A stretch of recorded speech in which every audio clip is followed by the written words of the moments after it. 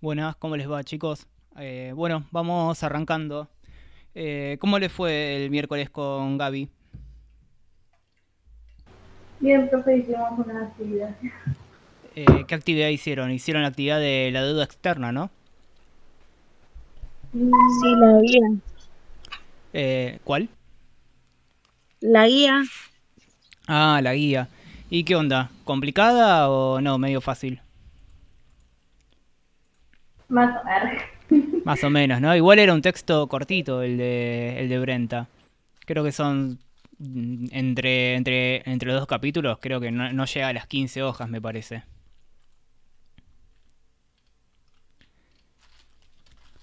Igual era grupal, profe. Era grupal, claro, sí, me imagino, no saben lo que es corregir 50 trabajos. Igual es mejor para que ustedes puedan intercambiar, digamos, no les lleve tanto tiempo y puedan cruzar los distintos puntos de vista. Eh, Ahí quiero revisar igual los trabajos que vienen haciendo,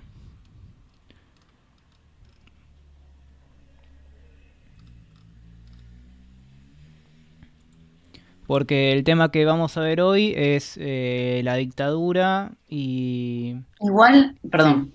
sí. Sí, que ese no lo subimos, tipo, no nos dijo que lo subamos. Ah, bueno, pero la consigna la dejó en el campus, ¿no? O no tampoco, se las mandó por No mail. porque, creo que no porque era una guía de preguntas, Ah, era una guía de o sea, preguntas. como de los textos, como las de siempre, Claro, pero no nos dijo que lo subamos por ahora. claro. Bueno, pero quería ver las preguntas más o menos para ver qué es lo que... Creo que está en la unidad 6 Unidad de la 6. Noemí Brenta. Dice, Ah, ya, bárbaro.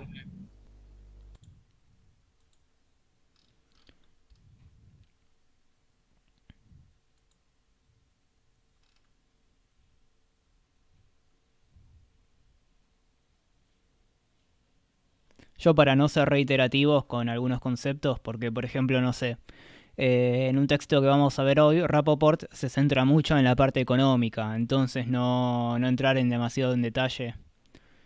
Acá las encontré.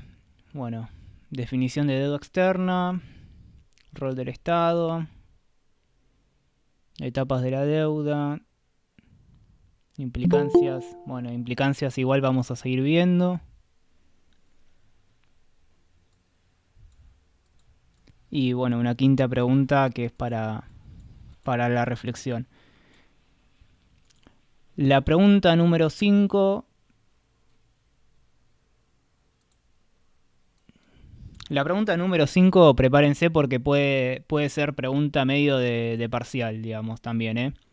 Porque es una pregunta en donde ustedes tienen que tomar elementos generales del texto y tratar de vincularlos con el mundo actual.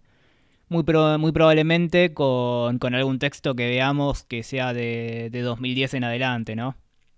No les digo que no vamos a ver un texto de octubre del año que hable de la situación en octubre de este año, pero sí, probablemente, nada, a mí la verdad la estoy viendo y me resulta interesante también, ¿no? Contraponer esas continuidades y rupturas que va a dejar la dictadura militar. El fenómeno de la deuda, aparte de que hoy está más presente que nunca, ¿no? Entonces me parece que es interesante y préstenle atención. Después, obviamente, definición de deuda externa y todo eso, digamos, lo tienen que saber, pero para ustedes va a ser más fácil, ¿no? Porque si el segundo parcial es virtual, como creo que va a ser, digamos que te pregunten la definición de la deuda externa, medio como que ya tiene que ver con una cuestión de velocidad, de ir al texto de Brenda y de googlear la definición, ¿no? Hacer un control F o un control B, dependiendo en qué programa lo abran, y ahí tienen deuda externa. Bueno, la deuda externa es esto. Pero muy probablemente a nosotros lo que nos interesa es que jueguen con los conceptos, que los puedan relacionar, que los puedan vincular, que los puedan criticar a su vez, comparar con la visión de otros autores. Así que, bueno, presten atención sobre todo a ese ejercicio de la pregunta 5. Y ya que estamos, ¿no? Para ver un poquito eso. ¿Se acuerdan que respondieron en la pregunta 5? ¿O qué ideas surgieron? aprovechando, ¿no?, que esto no es un parcial, digamos, y que podemos mandar fruta, digamos, y que podemos discutir, podemos ver en qué nos estamos equivocando, o cómo encararíamos la pregunta, quizás también, ¿no?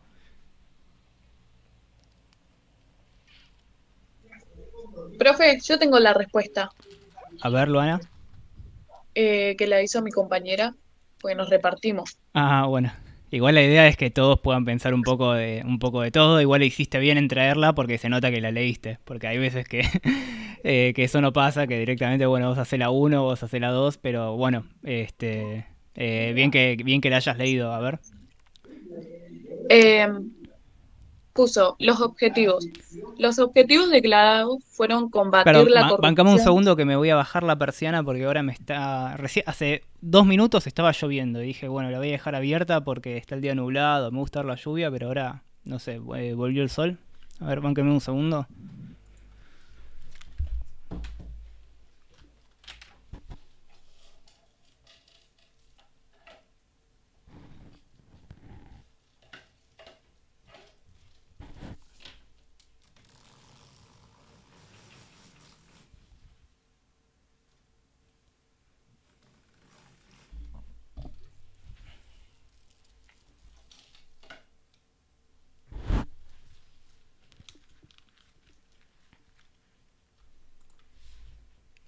Ahí va, sí, decime, Luana. Eh, los objetivos declarados fueron combatir la corrupción, la demagogia y la subversión, y ubicar a la Argentina en el mundo occidental y cristiano. Estableció un nuevo modelo económico-social, el cual era el neoliberalismo. Me retrasé. que terminó por Neoliberalismo, conformar sí. que terminó por conformar un nuevo modelo económico basado en la acumulación rentística y financiera, la apertura externa y restricta, comercial y de capitales, y la disciplina social. A ver, después puso, esto hizo que haya liberalización financiera, desregulación laboral, congelamiento de los salarios y el endeudamiento externo. Se consolidó la valorización financiera, es decir, la libertad financiera, lo que era más negocio especular que producir. Bueno, bien, digamos, eso está bien en términos de que podría ser, digamos, una descripción de esta época, ¿no? De la cuestión económica de esta época, que aparte también vamos a complementar con otros autores que vamos a ver hoy. Pero sobre todo también está bueno de ver cuáles son las secuelas de ese proceso, digamos, si creemos que continúa literalmente ese proceso económico, esa descripción económica, si cambió, digamos. Sobre todo, céntrense en eso, vayan pensándolo, cómo compararían si las consecuencias de la dictadura están vigentes hoy o quizás no están más vigentes, o qué elementos sí y qué elementos no. Vayan ejercitándose en analizar, digamos, los textos que veamos de la dictadura y compararlos con el mundo de hoy. Estamos hablando de que la dictadura militar fue hace casi 50 años, ¿no? 1976 y ya vamos a cumplir dentro de poco, en apenas 5 años que se pasan volando, 50 años. Pero bueno, vayan pensándolo y lo que dijiste, Luana, está muy bien en términos de la descripción de este nuevo ciclo económico que va a abrir la dictadura, ¿sí? Así que bueno, bien ahí y bueno, vamos a seguir un poco con esto. Yo cuando volví a escuchar la clase de O'Donnell pensé que habíamos visto todo, pero después me di cuenta que faltaron algunas cosas, que quizás me gustaría darles como un breve punteo de las cuestiones que también son interesantes como para continuar reflexionando y que son cuestiones que a nosotros como cátedra nos interesa. Si bien más o menos ya tienen las principales herramientas teóricas como para analizar el estado burocrático autoritario, y además tienen la descripción, esas 8 características que habíamos que habíamos visto, yo me voy a centrar en una especie de punteo que no es por orden de prioridad y que está medio desorganizado, pero son algunas notas que empecé a tomar en base a la clase, que me parece que está bueno retomar. Bueno, lo primero que me parece interesante que volvamos a hacer énfasis con el texto del Estado burocrático autoritario de O'Donnell es la contracción de esta idea de nación. Por un lado habíamos visto de que al estar eliminadas las mediaciones del pueblo y la mediación de la ciudadanía, quedaba la mediación de la nación durante este Estado burocrático autoritario. ¿Sí? ¿Se acuerdan más o menos de las mediaciones, ¿no? De que había algo que tenía que mediar, elementos que tenían que mediar entre esa visión de la sociedad civil, en donde cada uno defiende un interés particular, y por el otro lado el Estado, que defiende, entre comillas, el interés general, ¿no? En ese análisis que hace O'Donnell, o que aparentemente simula hacerlo. Y que además hay una mediación entre la sociedad y el Estado, que es la nación, la ciudadanía y lo popular. O'Donnell agrega una característica más a lo que sucede con la idea de nación, y tiene que ver con que esa contracción que hay en la idea de la nación, ¿sí? Producto de que los que van a hegemonizar este Estado burocrático autoritario, el EVA, como lo menciona O'Donnell en su texto, es por un lado la alta burguesía relacionada con el control oligopólico y vinculado a industrias transnacionales, ¿sí?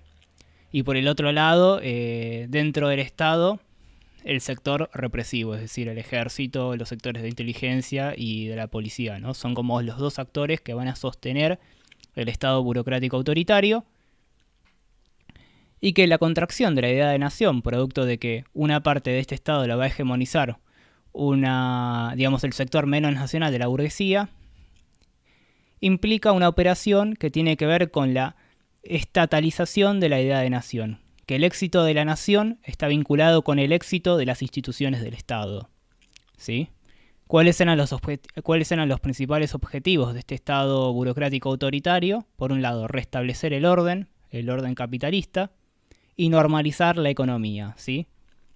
Orden y progreso, como es la bandera de Brasil, bueno, por un lado, y que también ya lo había reflexionado un poco Oslac en su texto sobre la generación del Estado moderno, sobre la creación del Estado moderno en Argentina. Bueno, por un lado, restablecer el orden que se había subvertido, producto de la activación de los movimientos populares, de los sectores populares por parte del peronismo. Y por el otro lado, normalizar la economía, ¿sí? ¿Por qué? Porque la economía obviamente había subvertido su orden a través de las concesiones que se habían hecho frente a los sectores populares, ¿sí? Después una cuestión que es interesante es de por qué la sociedad acepta el Estado burocrático autoritario. Y eso tiene que ver, por un lado, a que ciertos sectores medios y además ciertos sectores no transnacionalizados de la burguesía veían que el Estado burocrático autoritario era la única garantía frente a la amenaza de la supervivencia del capitalismo, ¿sí?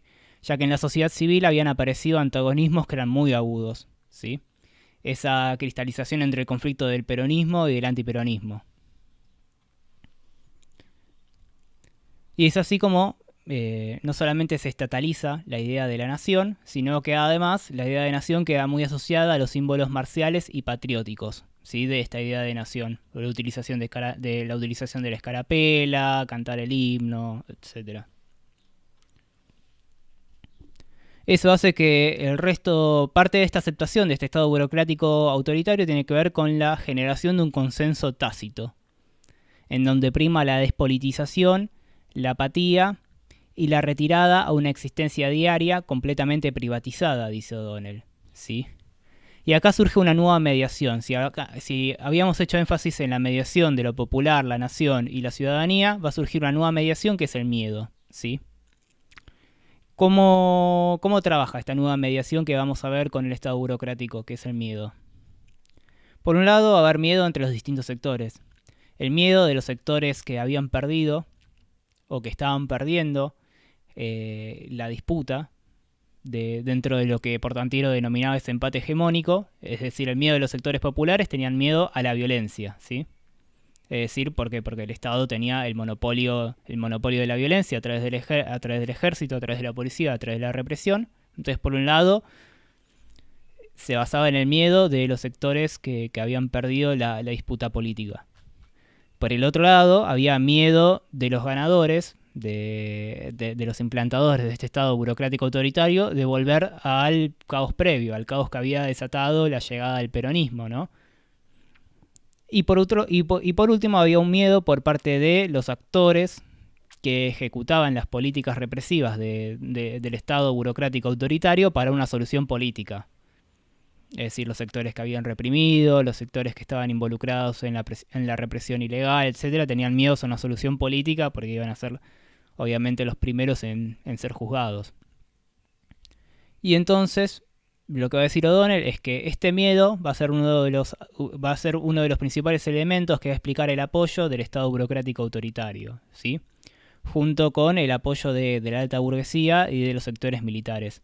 Pero después O'Donnell va a marcar el límite de esta nueva mediación que es el miedo. Porque dice que el miedo no puede ser una mediación válida, ¿sí? ¿Por qué? Porque en un principio el miedo se va reduciendo en los ganadores. Aquellos que sostienen la alianza de este Estado burocrático autoritario van perdiendo el miedo de volver a la situación previa a partir del disciplinamiento de los sectores populares, ¿sí? Por el otro lado, otro de los sectores que habían apoyado la implementación de este Estado burocrático autoritario, que eran los sectores medios y los sectores de la baja burguesía, todo esto desarrollado también obviamente por Portantiero, en esa desagregación de los distintos actores que van a estar en esta disputa por la dirección política y económica de nuestro país. Digamos, estos sectores, el sector medio y el sector de la baja burguesía, se retiran de la alianza a partir, digamos, de las políticas de normalización de la economía hegemonizadas por la alta burguesía, ¿no? Reducir los subsidios, eliminar la protección estatal de los distintos rubros de la economía, hizo que los sectores medios y que la baja burguesía se alejen de esta nueva alianza que apoyaba al Estado burocrático autoritario. Por lo tanto, al Estado burocrático autoritario, después de una primera fase inicial, solamente le van a quedar el apoyo de dos sectores que habíamos visto, que eran la alta burguesía y el ejército. Y todo esto relacionado con sus dos grandes objetivos, recordemos. ¿Cuáles eran los dos grandes objetivos del EVA? Por un lado, la imposición del orden, ¿sí?, de la cual se iba a ocupar el aparato represivo, y por la otra parte, la normalización de la economía a partir de los tecnócratas que respondían a estos sectores de la alta burguesía. Estos tecnócratas creen en la racionalidad de la ortodoxia económica, ¿sí? Dice O'Donnell que aparte saben cómo aplicarla y que son de la confianza de los elementos locales y transnacionales de la alta burguesía. Pero que sin embargo va a haber una tensión en esta alianza entre la burguesía transnacional y los militares. ¿Por qué? Porque para estos tecnócratas de la alta burguesía, digamos, los límites políticos de la idea de la nación son una limitación inútil al movimiento de los factores de producción, a la libre circulación de capital y a las consideraciones de eficacia a nivel transnacional. Digamos, esta idea de que el Estado interfiere con la economía y de que cualquier intervención del Estado dentro de la vía pública es un limitante al desarrollo capitalista, ¿sí? Es decir, este sector de la alta burguesía necesita eliminar todo tipo de límite que le pongan los estados nacionales y la idea de nación, ¿no? Porque están en función de la acumulación de capital, que eran sus propios intereses, ¿sí? Lo que tiene que ver con regulaciones en torno a salarios, protecciones medioambientales, etc., es visto nada más que como una traba.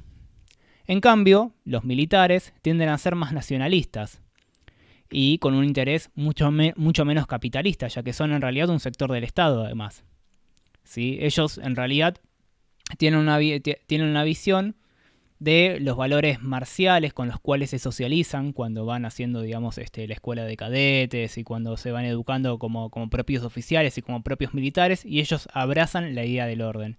Por un lado, tenemos que un sector de esta alianza destaca la idea de la ortodoxia económica y que ve y que ve la idea de nación y que ve la idea de Estado como un limitante al desarrollo capitalista. Y por el otro lado, vemos al sector de los militares, que su núcleo principal de poder tiene que ver con justamente el poder estatal basado en los aparatos represivos. Ambos se sostienen entre ellos, ¿sí? Porque la única forma de imponer este nuevo orden capitalista funcional, y esto es importante que lo destaca O'Donnell, no a cualquier tipo de burguesía. ¿Por qué? Porque recordemos que el Estado es el garante de la reproducción de las relaciones capitalistas, ¿sí? No es que el Estado está en contra del capitalismo, sino que el Estado esencialmente es el que reproduce las relaciones capitalistas. Sin embargo, acá eleva, y esto lo vuelvo a destacar, porque el texto de O'Donnell es largo y O'Donnell siempre va a ser medio milimétrico con sus conceptos, es que este Estado va a estar en función de la alta burguesía, de una alta burguesía que es transnacionalizada, ¿sí? Que trabaja con sectores de la industria transnacionalizados, por los cuales las barreras que imponen no solamente la nación argentina, sino todo tipo de naciones, son limitaciones al libre movimiento de capitales, ¿sí? Hay un nuevo actor social que trae el capitalismo, que es el de los capitales transnacionalizados. Y eso atenta contra el otro sector capitalista que se había desarrollado a partir de estas limitaciones y a partir de estas intervenciones del Estado en la economía, ¿no? Que es este Estado que comienza a intervenir en la economía casi contra su voluntad a partir de la década del 30, ¿sí? Después de la crisis económica del 29. Por eso es que hay intereses que hasta son contrapuestos dentro de la propia burguesía. Por un lado, la burguesía, la alta burguesía, que es la asociada a capitales transnacionalizados, y por otro lado la mediana y baja burguesía, que necesitaba el apoyo del Estado para poder subsistir, ¿sí? Bueno, desde la ortodoxia económica, digamos, sus principales ideas tenían que ver con reducir el déficit fiscal, solamente apoyar a las actividades potencialmente beneficiosas del sector privado, y eliminar los subsidios a los consumidores y a los productores ineficientes. Y es a partir de esas políticas, digamos, que se va a retirar los sectores medios de esta alianza, a partir justamente del subsidio a los consumidores y de los productores que eran ineficientes, ¿no? El pequeño industrial, los pequeños comerciantes, etcétera, que eran ineficientes en estas nuevas reglas del capitalismo que trataba de implementar el Estado burocrático autoritario. Y que además estas políticas, los tecnócratas del Estado burocrático autoritario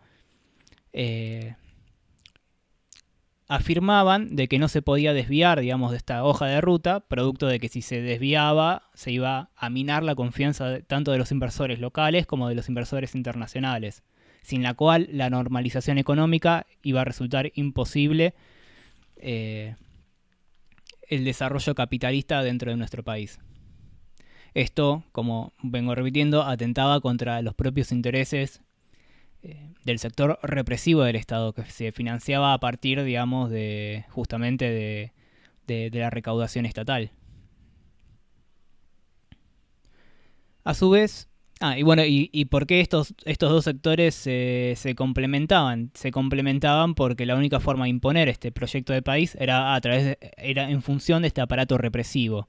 Recordemos que el peronismo, a partir de 1945, se había vuelto imbatible en las urnas, ¿no? Entonces, siempre el aparato represivo del Estado va a estar en función de la imposibilidad de ciertos sectores de acceder al gobierno, de acceder a los puestos de poder en el Estado a partir de las reglas democráticas, que era lo mismo que habíamos visto que le pasaba a los conservadores con respecto a los radicales, ¿sí? Hay un golpe en el 30 porque los propios conservadores no pueden retomar el control del Estado que habían perdido en 1916 en función de que no logran crear un partido político de masas como así había sido el radicalismo.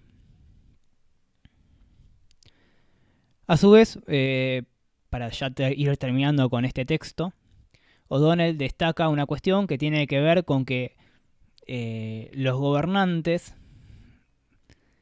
van a tener un profundo misterio de lo que está realmente sucediendo en la sociedad civil. Al no haber elecciones, al no haber movilizaciones populares, ¿no? Digamos, de repente esa nueva mediación, que era el miedo, ellos le empiezan a sentir al no tener las herramientas como para identificar qué es lo que está sucediendo dentro de la sociedad civil, ¿sí? Y además, bueno, O'Donnell en sus últimas hojas explora como las distintas salidas que puede tener este Estado burocrático autoritario. Nosotros habíamos conversado sobre la cuestión de la democracia, ¿no? De esta democracia limitada, que O'Donnell afirma que es la búsqueda de una piedra filosofal, una democracia que suprima al sector popular, ¿sí? Una democracia sin el peronismo, que es lo que se va a intentar durante 18 años en Argentina, desde 1955 hasta 1973, ¿sí? Es la piedra filosofal de una democracia sin que haya peronismo, sin que haya esta activación de los sectores populares. Otro tipo de salidas eran... O'Donnell propone 3 salidas. No es que él las propone, sino que las propone analíticamente en su estudio del fenómeno de los estados burocráticos autoritarios en Latinoamérica. Él ve que una salida podría ser la democracia limitada. Una segunda salida podría ser una estructuración corporativista del capitalismo, ¿sí? Es decir, un capitalismo corporativista como el que habíamos visto en la posguerra de Europa, en la posguerra de la Primera Guerra Mundial, en donde bueno, las experiencias principalmente eran experiencias autoritarias, donde el Estado diagramaba sus políticas públicas, planificaba y ejecutaba sus políticas públicas a través de distintos acuerdos con sindicatos, cámaras empresarias, la iglesia, pero sin democracia política, ¿sí? Esa es la salida corporativista. Pero que bueno, O'Donnell la descarta en Argentina, porque para eso había que sentarse a negociar con los sindicatos, y era justamente una de las cuestiones que vetaba esta alta burguesía. Y además porque la propia burguesía se tenía que poner debajo de la estructura del Estado, porque así funcionaban los regímenes corporativistas. Y por el otro lado propone él ve como otro de los modelos de solución, era una democracia a la mexicana, a partir de la hegemonía del PRI, que es un partido político de México que gobernó durante más o menos 90 años, 80 años, ¿sí? Pero bueno, eso no le vamos a dar tanta importancia. Lo que más me interesaba era la búsqueda de esta piedra filosofal, como la llama O'Donnell, que era bueno, una salida que era una democracia que es limitada, ¿sí? Bueno, ahora vamos a ir al texto de O'Donnell, que a mí qué mierda me importa. Es un texto bastante largo, pero lo que más me interesa es que se queden también con este punteo. O'Donnell lo que va a hacer discute o toma las ideas de un autor brasileño que se llama Roberto de Mata. No hace falta que lo conozcan.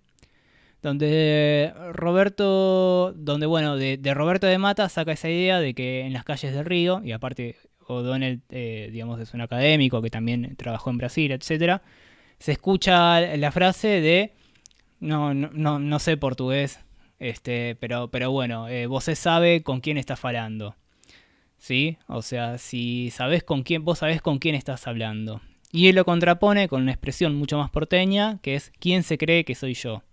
¿Sí? Entonces está esta frase brasileña de vos sabés con quién vos sabés con quién estás hablando, y por el otro lado una expresión más porteña que es ¿quién se cree que soy yo? ¿Sí? Y él hace esta contraposición y hace un ejercicio de sociología política en torno a estas distintas frases, ¿sí? Por un lado, lo primero que destaca O'Donnell de la diferencia es que el vosé es como si fuese una especie de tuteo, ¿sí? ¿Vos sabés con quién está hablando? El que menciona la frase vos sabés con quién está hablando obviamente es un superior y se la dirige hacia un inferior. Mientras que la frase porteña, ¿quién se cree que soy yo? Es una frase en donde el superior no está tuteando al inferior, lo está tratando de usted. ¿Quién se cree que soy yo? ¿Sí? Por eso es que dice que en el primer caso, en el caso brasileño, se refuerza la autoridad de este superior. Y acá lo que ve O'Donnell es que en el caso argentino, esa frase se respondía con ¿y a mí qué me importa? O dice O'Donnell el aún más bello, ¿y a mí qué mierda me importa? ¿Sí? ¿Y por qué esa diferencia de responder entre los brasileños y los argentinos? ¿Sí? Por un lado, tiene que ver con que en ambos países existe la desigualdad. Si bien en Argentina la desigualdad no es tan profunda como había en la sociedad brasileña, la desigualdad argentina había quedado a esa sociedad argentina a partir de la irrupción sobre todo del peronismo a partir de 1945. Había socavado esa idea de diferencias prácticamente entre castas como si había en las sociedades latinoamericanas, ¿no? De repente un trabajador podía ser irreverente frente a su superior, ¿sí? Si se quiere. Por eso es que O'Donnell habla de la pintura de aquellos mozos, taxistas y empleados de comercio en Río que sirven bien, son solícitos, simpáticos, y que ellos mismos colocan en una distancia social existente. Mientras que tanto en Buenos Aires, digamos, los mozos, los taxistas o los empleados de comercio, muchas veces hasta pueden caer antipáticos, ¿sí? Y O'Donnell dice que bueno, eso le parece preferible porque ellos dejan en claro que no están sirviendo, sino que están trabajando. Es decir, que la única obligación que tiene el trabajador es trabajar. No tiene que necesariamente ser solícito o ser simpático. Digamos, no existe esa tradición de mansedumbre. Como si de repente habíamos visto que existía en un momento de nuestra historia con el texto de Violet Macé. Hay una diferencia entre que la sociedad brasileña es mucho más autoritaria y y la desigualdad es tan fuerte que la frase de vos sabés con quién está hablando hace que un trabajador se tenga que callar, tenga que irse, etc. Mientras que en Argentina, si bien la desigualdad social sigue existiendo, ¿no? Ese aspecto estructural del capitalismo, no es que el peronismo viene a destruir el capitalismo, ni que se viene a ni es que se propone destruir esas diferencias dentro de una estructura de clases, pero sí un poco lo que queda fuera de plano es el de la rendición de ciertas pleitesías, ¿no? De ser solícito, de tratar de ser simpático. En algún punto ese es el corazón del texto de O'Donnell. Por un lado hay dos diferencias frente a la frase de ¿con quién te crees que estás hablando? Por un lado, que un argentino le respondería a mí qué mierda me importa. Y por el otro lado, si el interlocutor no se refiere con la palabra de usted, es decir, con quién se cree que está hablando, la persona que está en un rol inferior socialmente le podría decir quién te dio permiso para tutearme, mientras que en Brasil tampoco existe esa diferencia, ¿sí? Otro ejemplo que da O'Donnell es el caso de los porteros. Dice que en Buenos Aires el portero no tiene la más mínima sospecha de que deba abrirnos la puerta, ni ayudarnos a cargar paquetes. Y que cuando los porteros hacen eso, queda en claro que es una ayuda estrictamente voluntaria y que uno debe agradecerla como tal. Digamos, el portero cumple su rol como trabajador y listo. Y si nos ayuda es porque nos ayuda él personalmente, pero no es una obligación por parte de su trabajo. Entonces él marca como esas diferencias, que es una diferencia sociológica que aparte van a trabajar otros autores, digamos, no es una comparación que queda estrictamente entre Brasil y Argentina. Por ejemplo, los autores mexicanos, por ejemplo, cuando un turista llegaba a México por esos años se encontraba con que los trabajadores mexicanos le decían al turista mande, por ejemplo, y era como la frase de los cabecera de los trabajadores mexicanos, el mande. Sí, ellos mismos se ocupaban en un rol de subordinación. Lo mismo, bueno, quedan muy impactados ciertos autores o ciertos ensayistas colombianos de esa época, de la década del 60, de esa especie de igualitarismo en el trato que tenían de repente los porteños, de esa irreverencia. Que además se empieza a ver también en las universidades, por ejemplo, las universidades empiezan a destacarse por su politización, por la discusión entre docentes, alumnos, ¿sí? Empieza a haber todo un movimiento masivo de protesta, de irreverencia, que tiene mucho eco, sobre todo en Buenos Aires, ¿sí? A partir de estos fenómenos de nuevo igualitarismo que empezamos a ver desde mediados del siglo XX. Ahora bien, lo que va a marcar O'Donnell es que esta irreverencia, si se quiere, que tenían los subordinados, los sectores subordinados en Argentina, va a ser aplastada por la dictadura militar, ¿sí? Pero no por cualquier dictadura militar, sino por la dictadura de 1976. ¿Sí? O'Donnell marca que con la dictadura, digamos, esta respuesta del a mí qué mierda me importa cambió. Y acá lo cito. Entre presiones y represiones, el crecimiento del desempleo, el trabajador, tanto en la fábrica como en el comercio, tuvo que guardarse su identidad de trabajador. Y bueno, y él dice en torno estrictamente académico, no voy a decir en dónde se tuvo que guardar su identidad de trabajador, ni ese tuteo. Y él habla de que este tuteo, y a mí qué mierda me importa, fue un blanco de la represión, ¿sí? Que la dictadura ejerció mucha violencia sobre esos estilos y sobre esas costumbres, ¿sí? Porque realmente les molestaba esa irreverencia en el trato que evidenciaba que de repente en el sistema social argentino algo se había roto con respecto de cómo funcionaban el resto de las sociedades latinoamericanas, ¿sí? La dictadura describe al pueblo argentino como un pueblo insolente y agresivo, y que encima, para colmo, contagia sus plebeyas posturas a buena parte del resto de los países latinoamericanos. Y bueno, vuelvo a citar a O'Donnell. La Argentina post-1930, con su secuela de fábricas, ricachones de extraños apellidos, sindicatos, pleno empleo, demagogos, y condensando todo esto el peronismo, ese país ingobernable, según una clase dominante incapaz de producir hace décadas una idea de algún vuelo, es decir, ese país, finalmente a partir de 1976 iba a ser puesto en su lugar, ¿sí? Es decir, vamos a empezar a vislumbrar la ruptura de ese empate hegemónico del cual hablaba Portantiero, ¿sí? Ese empate entre dos sectores sociales, por un lado los sectores populares en alianza con algunos sectores de la burguesía, y por el otro lado los sectores de la burguesía más tradicionales que tenían que ver con aquellos propietarios de grandes extensiones de tierra, con el sector financiero, que era un sector muy reducido hasta esta época, y un sector que de repente estaba hegemonizando este nuevo bloque social, que era la alta burguesía. Digamos, ninguno de los dos podía imponer un modelo de país que se consolide a través del tiempo. Y que un poco la dictadura de 1976 tiene una naturaleza distinta a los golpes de Estado que estuvimos viendo del 55 en adelante, porque va a romper ese empate hegemónico.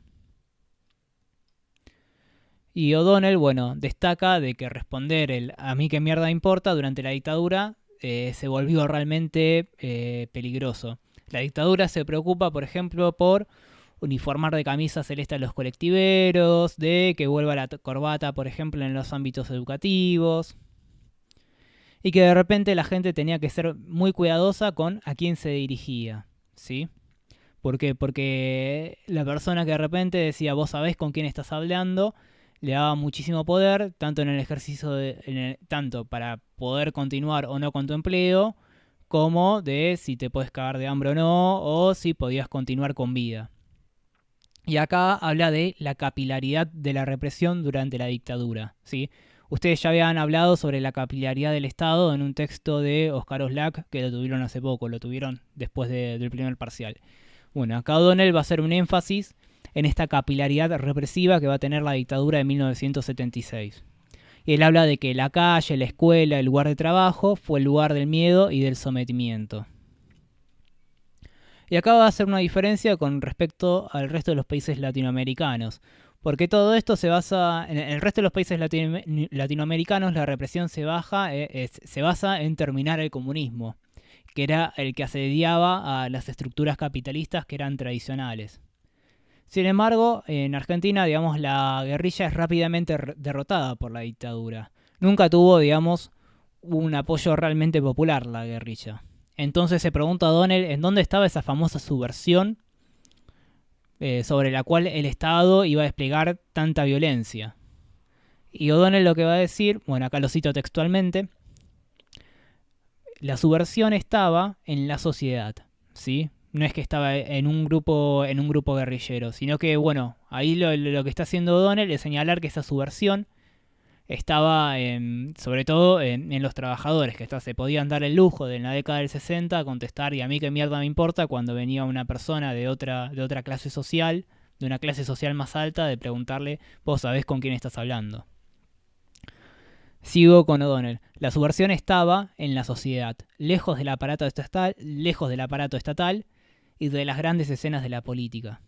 La subversión estaba en las innumerables huelgas salvajes, en negociaciones mano a mano de salarios y condiciones de trabajo, en cantidad de comportamientos que otros sentían como insoportable insolencia, en universidades enloquecidas, y en todas las palabrotas que se podían proferir a militares y burgueses aún aterrados por la guerrilla. ¿Sí? Es decir, que la subversión, frente al orden, estaba en toda la sociedad. Estaba en las universidades, estaba en el vocabulario de los trabajadores, estaba en las fábricas, estaba en los planteos de huelga, estaba en las negociaciones salariales. Así que bueno, un poco eso es el análisis que hace O'Donnell, o al menos lo que se destaca del análisis que hace O'Donnell para nuestra materia. No le den tanta importancia, si bien obviamente lo que nosotros tomamos es el análisis que hace O'Donnell sobre la Argentina, y para hacer eso O'Donnell nos contrapone con las estructuras, digamos, con el comportamiento que tienen los brasileños. Y después, bueno, también obviamente va a hablar de Chile, va a hablar de México, va a hablar de Colombia.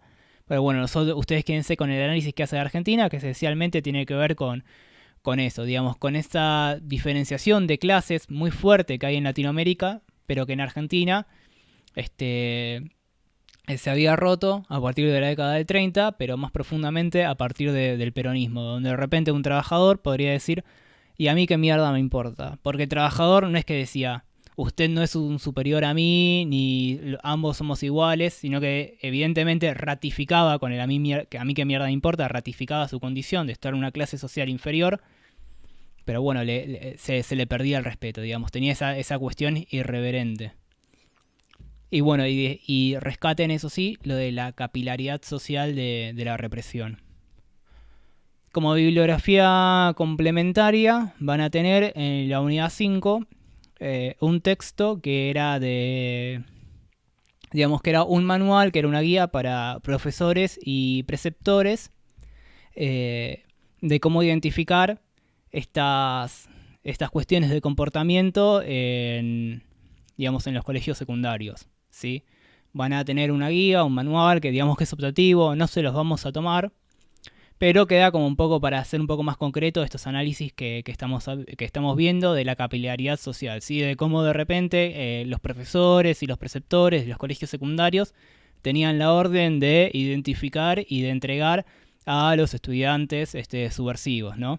Y como si ustedes cuando lean el manual se van a dar cuenta que cuando se habla de subversión, se habla en realidad de estudiantes con pensamiento crítico, estudiantes que de repente discuten cuestiones con los profesores, etcétera, ¿sí? Es decir, que de repente vemos como la escuela pasa a ser un lugar del miedo, ¿sí? Del no te metas, digamos, de retirarse hacia la vida privada, de despolitizarse completamente, ¿no? Esta cuestión del miedo, que va a ser muy profundo a partir de la dictadura de 1976. ¿Hasta acá alguna duda con los textos de O'Donnell?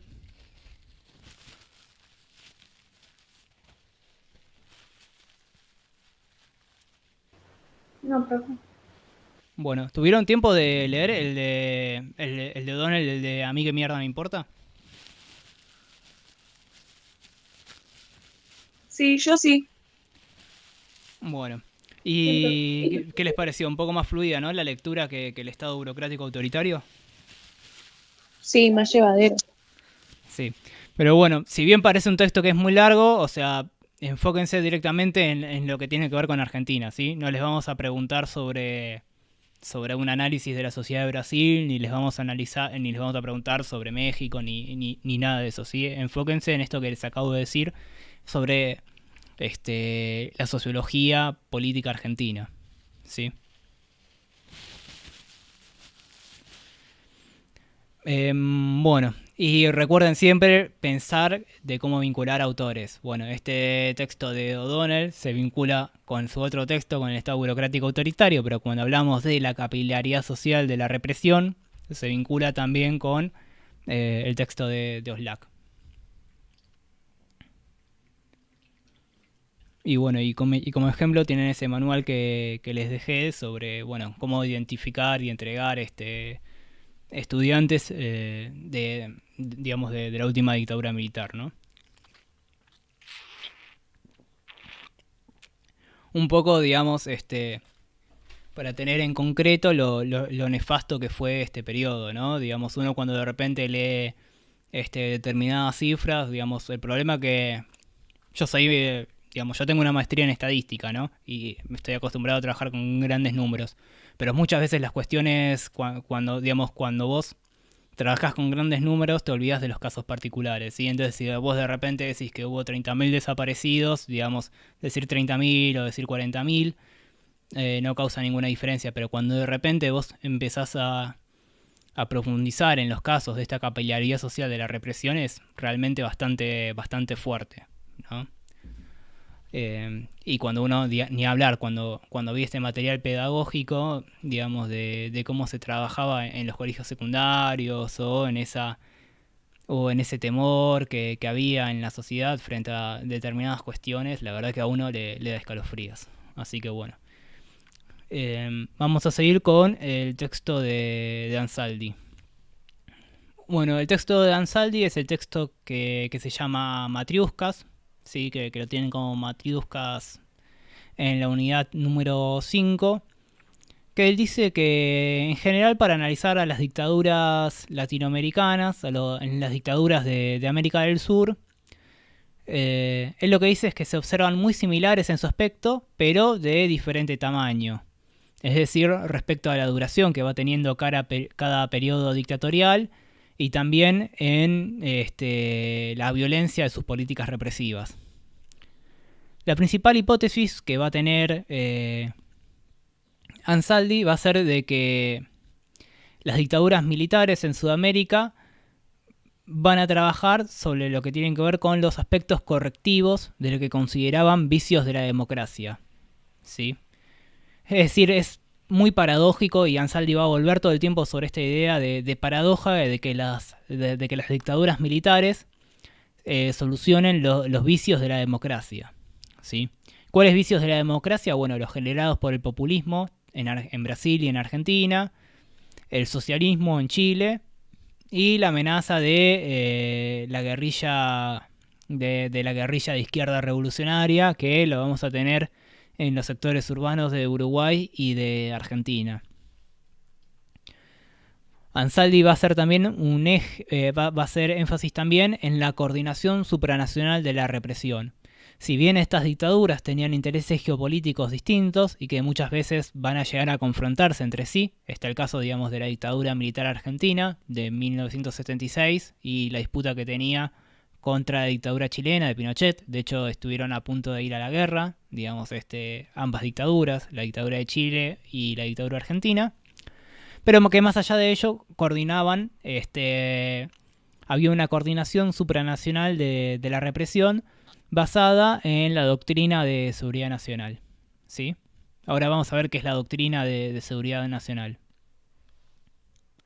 Y que la forma en que se resolvió la dialéctica entre las dictaduras y las resistencias a la dictadura condicionó la posterior transición a la democracia política. Transición a la democracia política, lo vamos a ver si llegamos también en esta clase, que es un texto que van a encontrar en la carpeta de alfonsinismo, también de la unidad 5. Bueno, después Ansaldi continúa con una definición dura de qué es la dictadura, ¿sí?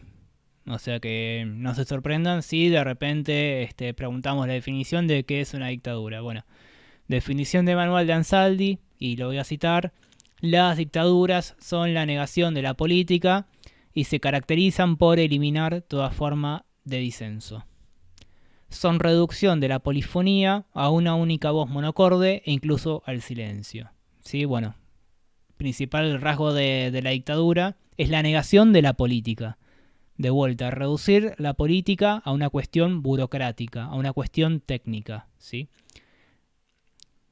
Y este discurso, como verán, no es nuevo, al menos en nuestro país, digamos, esa negación de la política o ese discurso sobre la incapacidad de los políticos, digamos, no es algo nuevo. Ustedes quizás son jóvenes y por los medios de comunicación escuchan, bueno, es un desastre esto que pasa con los políticos, cómo puede ser que tengamos estos políticos, qué sé yo. Bueno, este discurso en realidad es muy fuerte a partir de la década del 20, pero del siglo pasado. Es decir, más o menos va a cumplir este discurso 100 años, porque ese discurso, como vimos, se comienza a generar durante el gobierno de Hipólito Yrigoyen en 1920, de la incapacidad que tiene la política de gestionar el país. Y de ahí de que siempre la solución sean los golpes militares, ¿no? Había una necesidad de poder superar a la política y a los políticos por parte de los sectores de la clase dominante. Obviamente, y repito, todo esto en función de que no podían ganar las elecciones, ¿sí? Digamos, siempre este discurso está en función de que o no podían ganarle electoralmente al radicalismo y no podían ganarle tampoco al peronismo electoralmente. De ahí de que estaba ese discurso de negación de la política. Aquellos que negaban la política y que decían que la política es un desastre, etcétera, como hemos visto, durante nuestro país han gobernado mucho más tiempo que la política. Si la democracia de los políticos de repente gobernó aproximadamente 40 años, podemos ver hasta este periodo, digamos, de democracia y de ejercicio del poder por parte de los políticos, lo podemos ver desde 1916 hasta 1930, 14 años, y de 1945 a 1955, que son otros 10 años, los golpes militares que surgían a partir de, digamos, en donde directamente gobernaba el aparato represivo y había tecnócratas económicos en el poder, digamos, gobernaron mucho más tiempo, ¿no? Desde 1880 hasta 1914 y desde 1930 hasta 1945 y hay un periodo de sucesión de empate en donde de repente hay algunos gobiernos autoritarios que llegan al poder a través de golpes militares y por el otro lado gobiernos democráticos débiles electos a partir de la restricción del Partido Justicialista en las elecciones, ¿no? Va a haber presidentes que son elegidos, entre comillas, democráticamente, como Frondizi o como Ilía, que ganan las elecciones para partir de la prohibición del Partido Justicialista de poder presentarse. Lo cual hace que sean democracias que sean muy, muy débiles, ¿sí? Democraduras, va a decir un autor estadounidense, Samuel Huntington, cuando se ocupe de investigar nuestro país, que es un término que también va a trabajar O'Donnell y Oslac en otros textos, ¿no? Las democraduras. O de las dictablandas, que también se habla un poco de eso. Bueno, volviendo, de ahí es la importancia de este elemento, ¿no? Que es el desprestigio de la política y que la democracia de los políticos debe superarse, ¿no? De que esta democracia está llena de vicios, llena de errores, que no puede sacar al país para adelante y por lo tanto tiene que haber un poder superior que sea el encargado de gobernar nuestro país. Por otro lado, siguiendo con Ansaldi, el punto de inflexión para que las dictaduras se retiren del poder tiene que ver con la pérdida del miedo, ¿sí? Cuando de repente los sectores de la sociedad civil salen a la calle y hacen oír sus voces. Acá Ansaldi habla de la pérdida del miedo como el punto de inflexión para salir de una dictadura. Y eso se relaciona con lo que habíamos visto de O'Donnell, ¿no? De esta cuarta mediación que era el miedo. Si el miedo por un lado va a reemplazar las otras tres mediaciones que habíamos dicho, pero bueno, que tampoco el miedo se puede sostener para siempre. O'Donnell se pregunta, ¿cuántas dictaduras como las de España o como las de Portugal pueden continuar tanto tiempo, ¿no? Hace una referencia a la dictadura de Salazar en Portugal y de Francisco Franco en España. Y esa preocupación que ya empezaban a ver los sectores de la alta burguesía y de los militares para para una salida, que podía ser a través de una estructura corporativista, una salida a la mexicana, que era como un gobierno que era con el gobierno del PRI, que era un partido político que ganó las elecciones durante 7 décadas, o bueno, una democracia limitada, que era la búsqueda de esa piedra filosofal de la cual habla Guillermo O'Donnell. Siguiendo con Ansaldi en su análisis de las dictaduras. Las dictaduras carecen en principio de legitimidad y se colocan en la paradójica situación de pretender legitimarse con el argumento de ser restauradoras de la democracia, ¿sí? Conculcadas por las prácticas viciadas de los malos políticos. Es decir, digamos de que las dictaduras obviamente no tienen principio de legitimidad porque no fueron elegidas democráticamente, pero se legitiman a partir de que van a ser las que van a restaurar la democracia eliminando a los políticos. Sí. La cuestión de la búsqueda de legitimidad de ejercicio para suplir la ilegitimidad de origen tiene un componente importante en la fundamentación ideológica, ¿sí? Esta es la famosa paradoja de las dictaduras, ¿sí? Vienen a eliminar el vicio de los malos políticos. Y como no tienen una legitimidad de origen, su legitimidad o su intento de legitimidad va a ser de este ejercicio, ¿no? De restauración de una democracia que ha sido viciada por el ejercicio de la política. Bueno, y que esa va a ser un poco y que la fundamentación de esta legitimidad va a estar basada en la doctrina de la seguridad nacional.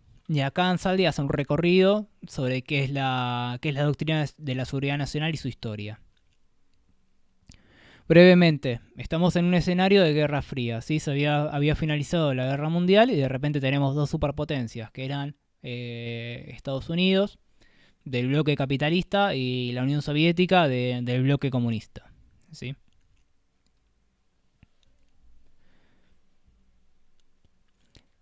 En ese marco, digamos, desde Estados Unidos se crea esta famosa doctrina de la seguridad nacional, ¿sí?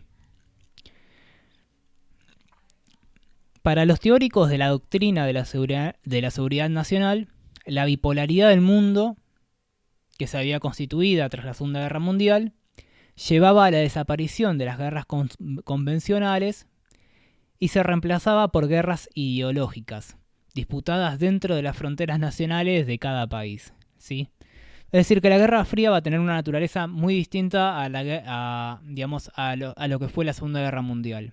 Si durante la Segunda Guerra Mundial había una confrontación entre dos ejércitos en un espacio que tenía que ver, digamos, con la conquista de un territorio enemigo a través de una invasión típica, de una guerra militar típica, el rasgo característico que va a tener la Guerra Fría va a ser el de la guerra ideológica, ¿sí? Ese es un concepto que pueden subrayar, que es el de la guerra ideológica, y que se va a disputar dentro de las fronteras nacionales de cada país. Es decir, que estamos hablando del mundo en guerra. En cada uno de los países del mundo hay una guerra ideológica hacia adentro de las fronteras mundiales. A escala mundial, la confrontación entre el mundo libre, occidental y cristiano, y el totalitarismo comunista ateo, dejaban las fuerzas norteamericanas la responsabilidad de evitar eventuales conflictos armados entre sus aliados, ¿sí? Es decir, la parte militar se encargaba Estados Unidos, así como la Unión Soviética, en determinados territorios que entraban en crisis, sobre todo a través de un posicionamiento limítrofe, ¿no? Estamos hablando de, por ejemplo, Oriente Medio.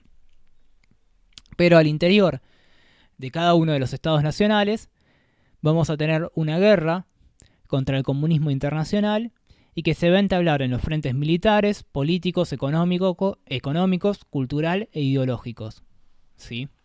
Vuelvo a repetir, la guerra al interior de cada país va a ser militar, político, económico, cultural e ideológico. Es una guerra que es total, ¿sí? Por lo tanto, la implicancia de esto es que no existen civiles, ¿sí? Ya que la guerra es cultural, es ideológica, es económica, se disputa dentro de sindicatos, dentro de centros de estudiantes, dentro de clubes, dentro de asociaciones de fomento, dentro de los medios de comunicación, dentro de las empresas.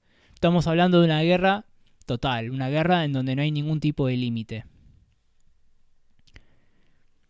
Y que en cada una de estas dimensiones, de la dimensión política, de la económica, de la cultural y de la ideológica, las Fuerzas Armadas debían combatir y para hacerlo debían prepararse para un enfrentamiento no convencional, puesto que la subversión internacional actuaba en todos estos frentes, ¿sí? Es decir, que los militares debían prepararse no para una guerra convencional, ¿sí? Para una guerra en donde hay que ir y hay que matarse a tiros o hay que bombardear una ciudad, sino que los militares deben prepararse para hacer una guerra ideológica, cultural, económica, política. Y esta tarea exigía una actitud vigilante y una preparación o una capacitación especial, de la cual carecían, a juicio de los ideólogos de la doctrina de seguridad nacional, los políticos y la democracia, ¿sí? Es decir que como los políticos viciados y la propia democracia era incapaz de impedir la propagación de estas ideas comunistas o de subversión del orden, deben hacerlo los militares. Y acá habla de que para América Latina la tarea de poder capacitar a los militares en la represión va a ser llevada adelante por Estados Unidos, ¿sí? Principalmente a través de la Escuela de las Américas. ¿Qué era la Escuela de las Américas? Bueno, era una institución que se había establecido en 1946 en la zona estadounidense del Canal de Panamá y que se especializó, sobre todo a mediados de la década del 60, en la guerra antisubversiva. Ahí Ansaldi da la cifra de que se estima que aproximadamente fueron 60.000 los oficiales de los ejércitos latinoamericanos que recibieron el entrenamiento y que se la conocía también como una escuela para dictadores, ¿sí? ¿Hasta acá alguna duda?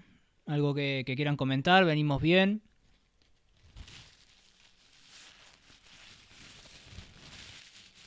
Venimos bien. ¿Venimos bien? Bueno, bárbaro. Bueno, habla Ansaldi, bueno, vuelve a mencionar lo de la coordinación internacional de la represión, que en el Cono Sur va a estar dado a partir del operativo del operativo Cóndor, que va a coordinar las tareas de inteligencia en Argentina, Brasil, Chile, Paraguay y Uruguay. Y bueno, de cómo Estados Unidos proporcionó el financiamiento y la asistencia técnica en la represión, ¿sí? Sobre todo a partir de la Operación Cóndor, que fue coordinada por la CIA, ¿sí? Que es la agencia de inteligencia estadounidense. Y que además la CIA tuvo el rol de coordinar a los servicios de inteligencia de los países de la región. De allí de que la principal sustentación, digamos, de estos regímenes represivos tenía que ver con esta doctrina de seguridad nacional, ¿sí? Porque había una persecución en todos los... Y esto vinculémoslo un poco con lo que acabamos de ver del texto de O'Donnell de A mí qué mierda me importa. Porque había una persecución en todas las dimensiones sociales, en la escuela, en la iglesia, en las canchas de fútbol, en los clubes, etc. Estaba esta vigilancia represiva en función de que la guerra es total, es económica, es cultural, es ideológica, ¿sí?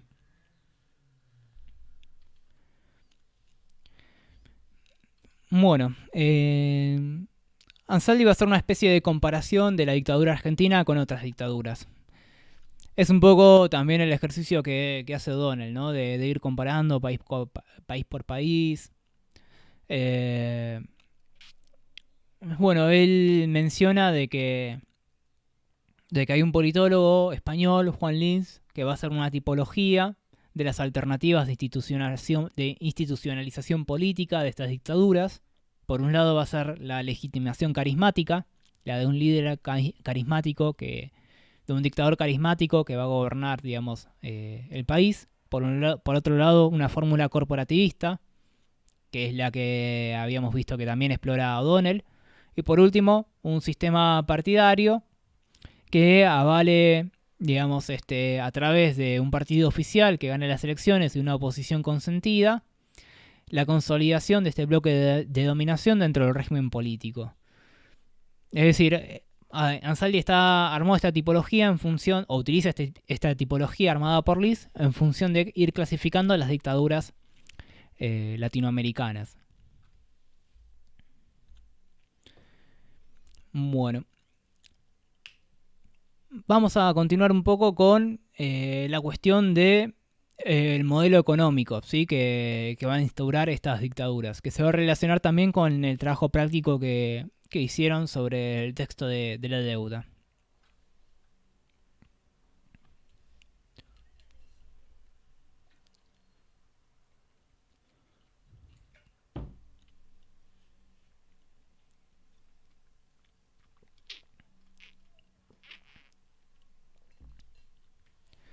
Bueno, cito a Ansaldi. Ansaldi lo que va a decir es que el modelo económico va a ser la diferenciación clave entre los distintos tipos de dictadura, ¿sí?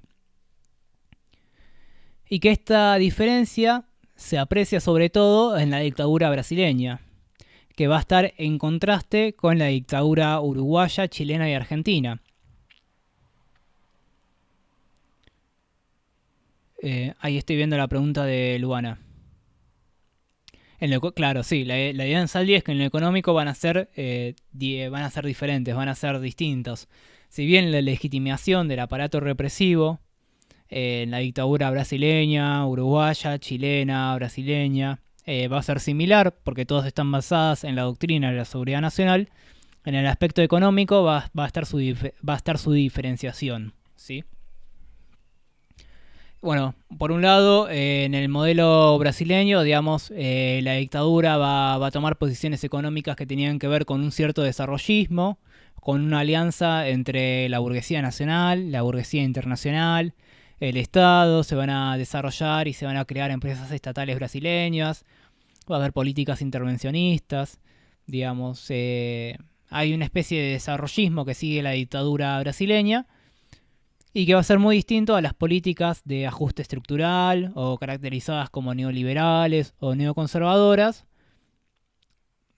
que van a seguir, digamos, lo que después se van a conocer como las ideas económicas del consenso de Washington, ¿sí? Que se van a instaurar en el Cono Sur, sobre todo en Chile, en Argentina y en Uruguay. Y que a su vez van a tener... que a su vez estas reformas económicas se van a instaurar en distintas magnitud y también con distintos resultados. Bueno, sí, Ansaldi va a analizar sobre todo el caso chileno, que en Chile es donde la desarticulación del Estado avanzó más que en ningún otro país, pero que sin embargo tiene características distintivas, como por ejemplo de que continuó con el monopolio del Estado de un recurso estratégico, que era el cobre. ¿Sí? Y bueno, y estoy viendo que básicamente esas ideas son las que con las que podríamos cerrar Ansaldi, ¿sí? Por un lado, la idea del miedo, ¿sí? Que va a ser una mediación que va a ser mediación y fundamento de estas dictaduras militares latinoamericanas. Por el otro lado, la cuestión de la doctrina de seguridad nacional, que va a ser una legitimidad de ejercicio por parte de estas dictaduras, ¿no? El concepto de guerra total, ¿sí? Esto vincúlenlo con el texto de Oslac y con el texto de O'Donnell, de esta capilaridad social que tiene la represión, ¿sí? Y por la cual tiene que involucrar a todos los sectores de la vida social, de la vida cultural, de la vida política y de la vida económica. La cuestión de la paradoja, ¿sí? De la paradoja de las dictaduras militares en Latinoamérica, de que las dictaduras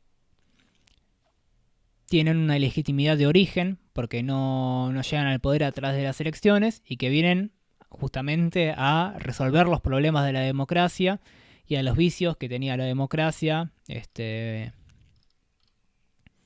y a los vicios de los partidos políticos, digamos. A esta altura, como ya podemos ver, es la misma historia de siempre, ¿no? Que podemos empezar a ver desde 1920. Y bueno, lo de la cuestión del modelo económico.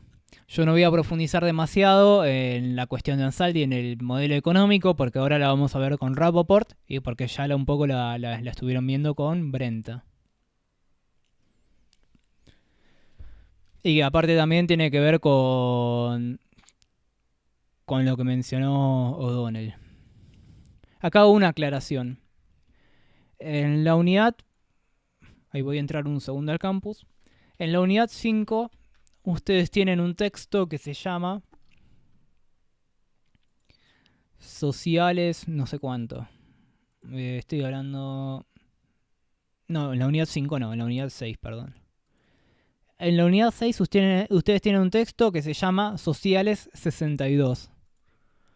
Que ahí me lo estoy descargando. Es un texto que tiene como 1000 hojas. Bueno, no tiene tanto, tiene 50 hojas. Ese texto, el de 50 hojas, no hace falta que lo lean. Sí, repito, no hace falta que lo lean. ¿Por qué? Porque en realidad ese texto lo que va a hacer es un dossier de la Facultad de Ciencias Sociales de la UBA que tiene distintos textos. Y tiene el texto de Rapoport, ¿sí? Es decir, que el texto de Rapoport en la subcarpeta dictadura de la unidad 6 va a estar, digamos, por un lado lo tienen aparte, lo tienen como rapoport.pdf y por el otro lado tienen el dossier de la Facultad de Ciencias Sociales, Sociales 62, ¿sí? El texto de Rapoport lo pueden leer solo o lo pueden leer dentro de, el PDF de Sociales 62. Pero del PDF Sociales 62 únicamente pedimos que lean Rapoport, no más, ¿sí? Lo que hace ese dossier es profundizar en las cuestiones económicas planteadas por Rapoport. En la práctica lo que pueden hacer es eliminar ese texto, el de Sociales 62, y leer únicamente Rapoport, ¿sí? No lo eliminamos porque, como ustedes sabrán, este es una cátedra y hay distintas comisiones, ¿sí? Con que lean el texto de Rapoport, el que dice rapoport.pdf, nos alcanza y no tienen que leer este texto de 50 hojas. Salvo que lo quieran utilizar como bibliografía complementaria, ¿sí? ¿Se entendió más o menos lo que dije? Sí, sí. Bueno, Sí. bueno, conclusión. Si ustedes leen el texto de rapoport.pdf, no lean Sociales 62, porque en ese dossier de Sociales 62, a nosotros lo que nos interesaba es el texto de Rapoport, que lo pusimos aparte, ¿sí? Lo pueden leer todo el resto de los textos para profundizar en lo que va a decir Rapoport. ¿Qué va a decir Rapoport? Bueno, Rapoport va a analizar la política económica de la dictadura militar en función de su principal objetivo político. Lo voy a citar un poco. A partir del golpe de Estado del 24 de marzo de 1976, comenzó a implementarse un conjunto de medidas económicas que tuvieron un gran impacto, produciendo transformaciones sustanciales en el funcionamiento de la economía argentina. Su mayor repercusión ha sido la de modificar el peso y el balance de poder entre sectores e intereses económicos, locales y externos. Esa es una de las principales hipótesis que va a tener el texto. El mayor impacto que va a tener, vuelvo a repetir, el mayor impacto que va a tener la dictadura militar va a ser el de modificar el balance de poder, ¿sí? Va a romper ese empate hegemónico del cual hablaba Portantiero, ¿sí? Por el cual, digamos, el texto de Portantiero es interesantísimo. Ustedes me habían dicho que no lo habían leído, pero después Gaby me dijo que sí, que lo habían trabajado con ella en la primera clase después del parcial. Sí, por eso ténganlo bien presente. Entonces, volviendo. La hipótesis de Rapoport, que va a trabajar sobre el texto de Portantiero, es que en 1976 se rompe el empate. Esa va a ser la principal repercusión que va a tener la dictadura, ¿sí? Esa es hipótesis 1. Hipótesis 2. A partir de la ruptura de este balance de poder entre los intereses económicos, locales y externos, se inicia un nuevo modelo económico basado en la acumulación rentística y financiera, la apertura irrestricta, el endeudamiento externo y el disciplinamiento social, ¿sí? Esto de lo cual hablaba Luana cuando comenzamos la clase, ¿sí?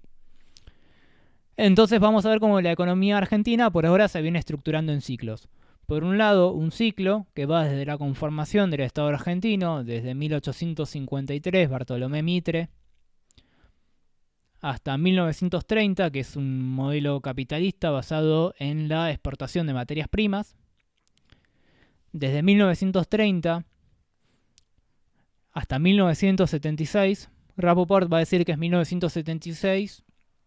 Hay otros autores que van a hablar de 1974, pero bueno, acá lo asociamos al cambio de régimen político.